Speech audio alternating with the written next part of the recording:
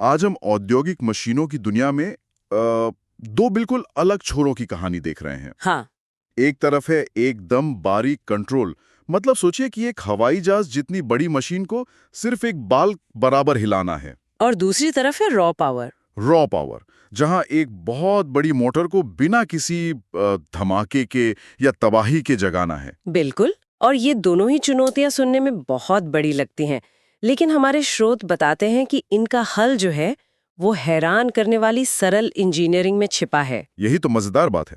तो चलिए आज इसी पर बात करते हैं। जी। तो नजाकत से ही शुरू करते हैं। पहला शब्द जो हमारे सोर्सेज में बार बार आ रहा है वो है जॉगिंग या इंचिंग। इंचिंग, हाँ। ये सुनने में ऐसा लगता है जैसे किसी चीज को बस हल्का सा खिसकाना। इसका असली मतलब क्या है और इसे कहाँ इस्तेमाल करते हैं? आपने बिल्कुल सही पकड़ा। जॉगिंग का मतलब ही है मोटर को बहुत ही छोटे कंट्रोल्ड बर्स्ट में चलाना। अच्छा। बड़ी प्रिंटिंग प्रेस है जहां कागज की एक विशाल रील को मशीन में लोड करना है। ठीक है। अगर वो 1 मिलीमीटर भी गलत अलाइन हो गई तो हजारों पन्ने बर्बाद हो सकते हैं। सही बात है। तो बस यहीं पर जॉगिंग काम आती है। ऑपरेटर जॉग बटन को टैप करके मशीन को इंच दर इंच आगे बढ़ाता है जब तक कि सब कुछ परफेक्ट ना हो जाए। अच्छा, तो ये एक तरह से मशीन को उसकी सही जगह पर लाने के लिए छोटे छोटे कदम उठाने जैसा है। बिल्कुल। पर ये काम कैसे करता है? मतलब ऑपरेटर तो बस एक बटन दबा रहा है, पर पर्दे के पीछे ऐसा क्या हो रहा है जो मोटर को हमेशा के लिए चालू होने से रोक देता है? यही तो इस सर्किट की खूबी है। जब ऑपरेटर वो स्टार्ट बटन दबाता है ना, तो बिजली एक कॉन्टैक्टर कॉइल तक पहुंचती है। आप इस कॉइल को एक तरह का ऑटोमेटिक हेवी ड्यूटी स्विच समझ सकती हैं। ओके, जो असली पावर को हैंडल करता है। एकदम। तो जब तक बटन दबा रहता है ये स्विच ऑन रहता है और मोटर घूमती है। और जैसी उंगली हटाई, जैसे ही उंगली हटाई, कॉइल को बिजली मिलनी बंद हो जाती है और वो हेवी ड्यूटी स्विच तुरंत ऑफ हो जाता है। मोटर वहीं की वहीं रुक जाती है। मतलब इसमें कोई लैचिंग या होल्डिंग सर्किट नहीं होता जो मोटर को लगातार चलाता रहे? बिल्कुल सही पकड़ा। सामान्य मोटर सर्किट में एक होल्डिंग कॉन्टैक्ट होता है। हाँ। जो बटन छोड़ने के बाद भी कॉइल को एनर्जाइज्ड रखता है।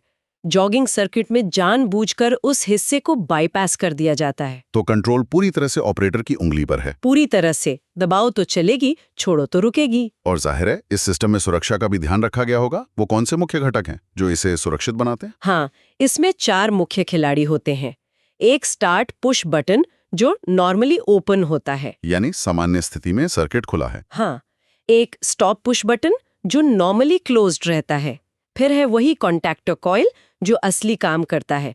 और चौथा और सबसे जरूरी हिस्सा है ओवरलोड रिले।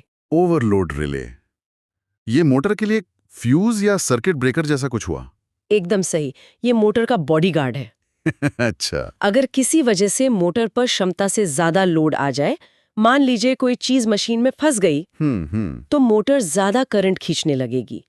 ओवरलोड रिले इस बढ़े हुए करंट को महसूस करके ट्रिप हो जाता है और सर्किट को तोड़ देता है। मोटर जलने से बच जाती है। ये तो बहुत जरूरी है। बहुत ज्यादा।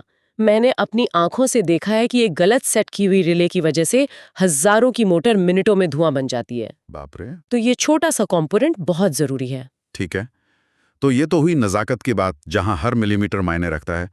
लेकिन तब क्या होता है जब हमें नजाकत नहीं बल्कि सिर्फ ताकत चाहिए? हाँ, मतलब जब एक बहुत बड़ी 3 फेज वाली इंडक्शन मोटर चालू करनी हो। बिल्कुल, यहाँ समस्या बिल्कुल उल्टी है ना? उसे धीरे धीरे नहीं बल्कि संभाल कर शुरू करना है। 6 से 7 गुना ज्यादा करंट खींच सकती है। 6 से 7 गुना? जी। ये इतना ज्यादा है कि एक छोटी फैक्ट्री की उस सेक्शन की बत्तियां कुछ पलों के लिए डिम हो सकती हैं। ये पावर ग्रिड पर एक शॉक वेव की तरह होता है।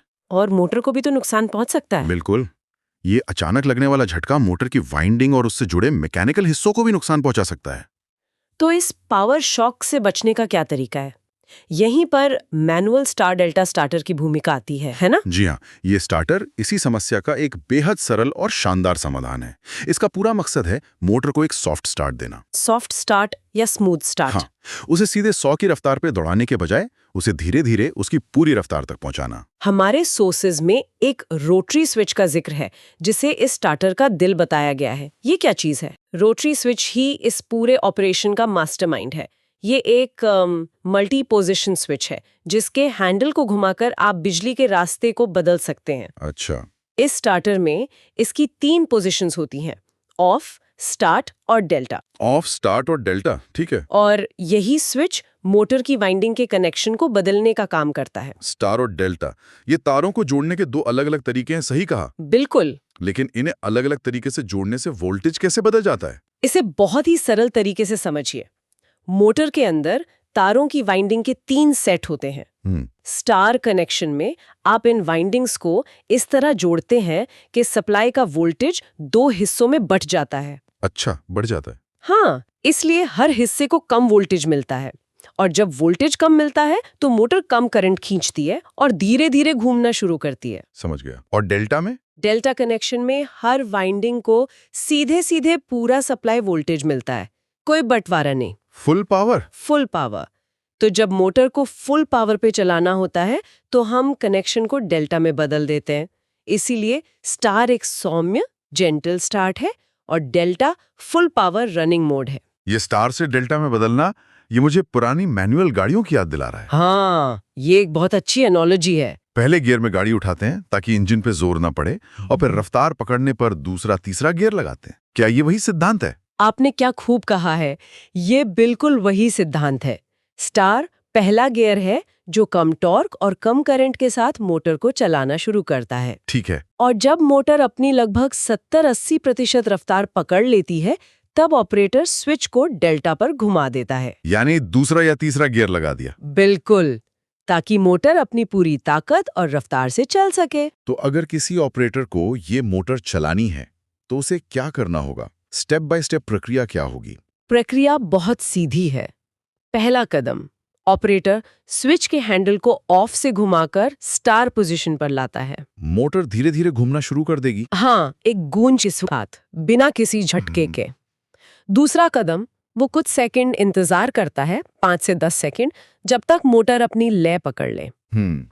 फिर तेजी से हैंडल को स्टार से घुमाकर डेल्टा पोजीशन पर ले जाता है। इस दौरान एक हल्का सा क्लंक का साउंड आता होगा। हाँ, और मोटर की आवाज बदलकर पूरी रफ्तार वाली हो जाती है।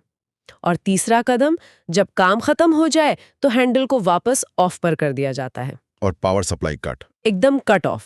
सुनने में ये काफी शक्तिशाली प्रक्रिया लगती है। इतनी बड़ी मशीनों और हाई वोल्टेज के साथ काम करते हुए तो एक छोटी सी गलती भी खतरनाक हो सकती है। बहुत ज्यादा। तो सुरक्षा को लेकर हमारे स्रोत क्या सावधानियां बताते हैं? हाँ, यहाँ सुरक्षा सबसे ऊपर है। हमारे स्रोत 3 मुख्य सावधानियों पर जोर देते हैं। पहली है सही कनेक्शन। सही कनेक्शन। स्टार डेल्टा में तारों का एक पूरा जाल होता है। अगर एक भी तार गलत जगह जुड़ गया तो आप मोटर चालू करते ही एक शॉर्ट सर्किट कर सकते हैं, जिससे मोटर और स्टार्टर दोनों को नुकसान हो सकता है। गंभीर नुकसान। ठीक है, कनेक्शन सही होने चाहिए। और दूसरी सावधानी भी यकीनन उस ओवरलोड रिले से जुड़ी होगी जिसका हमने पहले जिक्र किया था। बिल्कुल। दूसरी सावधानी है ओवरलोड रिले की सही सेटिंग। रिले को मोटर की फुल लोड करंट रेटिंग के हिसाब से सेट करना बेहद जरूरी है। अगर ज्यादा पर सेट है तो ट्रिप नहीं होगी और मोटर जल जाएगी। और अगर कम पर सेट है तो बार बार बेवजह बंद होती रहेगी। एकदम सही। इसे सही कैलिब्रेट करना ही मोटर की लंबी उम्र की गारंटी है। और मैं अंदाजा लगा सकता हूँ कि तीसरी सावधानी खुद ऑपरेटर की सुरक्षा से जुड़ी होगी। बिल्कुल। तीसरी सावधानी यही है कि ऑपरेशन के दौरान सुरक्षित दूरी बनाए रखें। जब आप स्टार से डेल्टा में स्विच करते हैं तो मोटर के टॉर्क में अचानक बदलाव आता है। अच्छा। अगर मशीन से कोई हिस्सा ढीला है या सही से फिट नहीं है तो वो झटके से बाहर आ सकता है। इसलिए हमेशा एक सुरक्षित दूरी से ही ऑपरेट करना चाहिए। और ये भी पक्का करना चाहिए कि आसपास कोई और ना हो। जी हाँ। तो आज हमने औद्योगिक नियंत्रण के 2 बिल्कुल अलग लेकिन उतने ही महत्वपूर्ण पहलुओं को समझा। एक तरफ जॉगिंग, जो हमें मशीनों पर एक सर्जन की तरह इंच दर इंच सटीक नियंत्रण देती है, और दूसरी तरफ मैनुअल स्टार डेल्टा स्टार्टर, जो भारी भरकम मोटरों को बिना किसी नाटक के एक सुरक्षित और स्मूथ शुरुआत देता है। और इन दोनों के पीछे का सिद्धांत ये दिखाता है कि कैसे रोटरी स्विच जैसे सरल मैकेनिज्म के जरिए जटिल समस्याओं का कितना प्रभावी समाधान किया जा सकता है। यही तो इंजीनियरिंग की खूबसूरती है, सादगी में प्रभावशीलता। यह एक विचार छोड़ जाता है। आज की पूरी तरह से ऑटोमेटिक दुनिया में, जहां सॉफ्ट स्टार्टर्स और वीएफडी सब कुछ कंप्यूटर से नियंत्रित करते हैं, क्या इन मैनुअल और सीधे साधे सिद्धांतों की अभी भी उतनी ही अहमियत है, या ये तकनीकें अब इतिहास बन चुकी हैं? और अगर नहीं, तो ये किस नए और उन्नत रूप में हमारे सामने आ रही हैं?